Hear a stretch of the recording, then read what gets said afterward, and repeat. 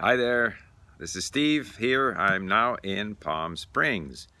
You probably think I do an awful lot of traveling, which is true. But then again, I worked pretty hard for almost 50 years and I'm now retired, so I can travel. Today I want to talk about motivation versus interesting or compelling content. Now, remember, if you enjoy these videos, please subscribe. By the way, I'm not trying to pretend that I'm incognito here, but the sun is rather bright in my eyes, so I'm wearing these sunglasses. So, what triggered this was a post by Stephen Krashen, whom I greatly admire as the clearest and most, I would say, to-the-point explainer of language acquisition. And he says that motivation is finished as a factor in language education, and he would like to replace that with the idea of interesting or compelling content.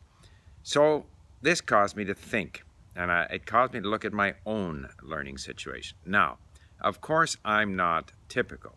So the first thing that we have to look at in sort of factors that affect success in language learning is the fact that people are all different. So I am naturally motivated to learn. I want to learn Greek. Why? Just because I visited Crete for 2 weeks?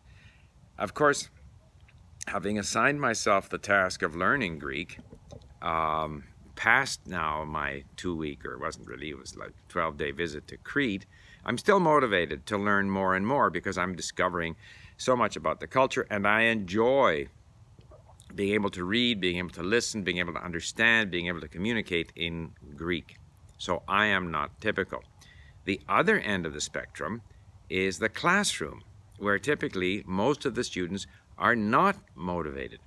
So I think in the classroom situation, Stephen Krashen is absolutely right. You cannot browbeat these people, the students, by telling them that you need the language because one day you might have a career or because you can discover wonderful cultures. None of this is going to have any impact. So for the student in the classroom, in a high school, you have to give them something that's compelling, some story, some movie, something that will, spark their interest. However, in my case, and in the case of many adults who want to learn a given language, they are motivated. So now what you have to do is, in my view, you have to have a sort of a combination of intrinsically interesting content plus some other content that is beneficial, to the learning process, but perhaps not that interesting. So in the case of Greek, I vary between a sort of interesting content about Greek history, about some books while I was in Greece, on history, and other content that I know is good for me, like these repetitive mini-stories, where I know because the stories contain a lot of very common verbs, because the vocabulary repeats so often in each lesson, that I know that repetitive listening to these stories, while it's no longer interesting, is beneficial. Similarly, I am dictating these texts. These are, again, call them, the text part of this textbook, not the grammar exercises or the explanations, but just the sort of little text that in each lesson, there's either one or two of those, for which I have the audio. And when I listen to the audio, I don't understand everything. So I'm dictating these so that I can import them into LingQ. This is not compelling content, but it is useful. It is effective learning material. And so I guess the point I want to make is that whether you are,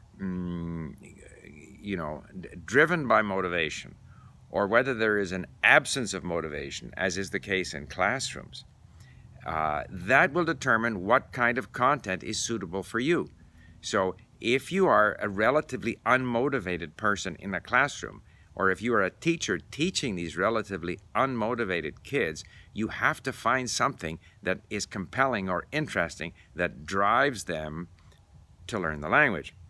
If you are an independent learner and actually quite motivated, you still need to have this interesting and compelling content, because after a while, even a motivated person gets bored dealing with uninteresting content. So in all of my language learning, I've sought out interesting content, whether it be on the internet, ebooks, whatever it might be.